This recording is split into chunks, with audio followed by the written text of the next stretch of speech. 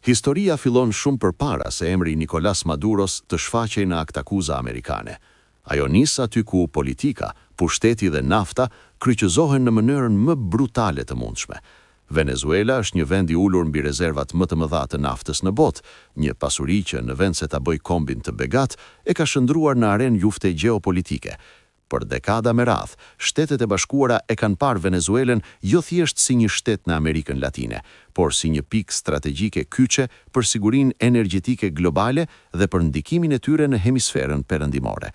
Kur Hugo Chavez erdhi në pushtet dhe nisi nacionalizimin e industrisë së naftës, raportet me Washingtonin u përkeqësuan ndjeshëm. Kur pas vdekjes së tij, pushtetin e mori Nicolas Maduro, përplasja u bë edhe më e ashpër.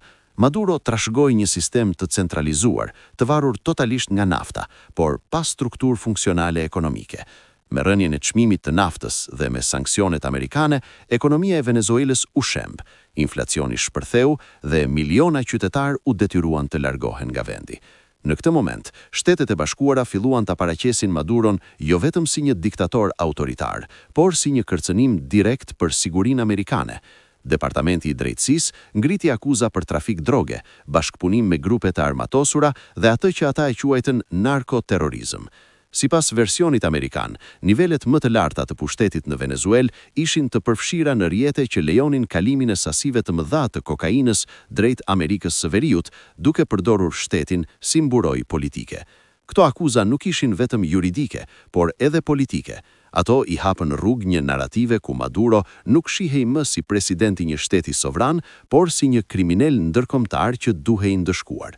Vendimi i SBA-s për të vendosur shpërblim $10 milion për informacion që çon në kapjen e tij ishte një sinjal i qartë. Amerika nuk e njeh më legjitimitetin e tij dhe e trajton si objekt ndjekje penale. Por në sfond, gjithçka kthehet te nafta. Venezuela zotron një pasuri energjetike që, nëse do të ishte aksesueshme pa kufizime, do të ndryshonte ekuilibrat e tregut global të energjisë. Sanksionet amerikane e kanë mbajtur këtë naftë jashtë tregut ose të kanalizuar drejt aleatëve të Washingtonit, ndërsa kompanitë amerikane kanë humbur investime miliardëshe pas nacionalizimeve. Për shumë analist, përplasja me Maduron është po aq ekonomike sa edhe morale, një luftë për kontroll, ndikim dhe rikthim të dominimit në sektorin energjetik. Nga ana tjetër, Maduro dhe aleatët e tij e paraqesin SBA-n si një fuqi imperialiste, që përdor akuzat penale si armë politike për të rrëzuar qeveri që nuk i binden. Ata argumentojnë se arrestimi i shpallur në media është një kërcënim simbolik, një formë presioni psikologjik dhe diplomatik për të dobësuar regjimin nga brenda dhe për të nxitur ndarje në ushtri dhe elit. E vërteta qëndron mes dy narrativave.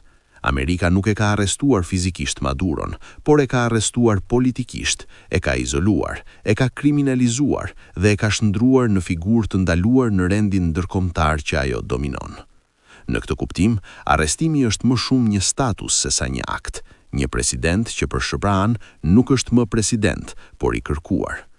Në fund, çështja Maduro nuk është thjesht histori për drogë, zgjedhjet manipuluara apo shkelje të drejtave të njerëzit.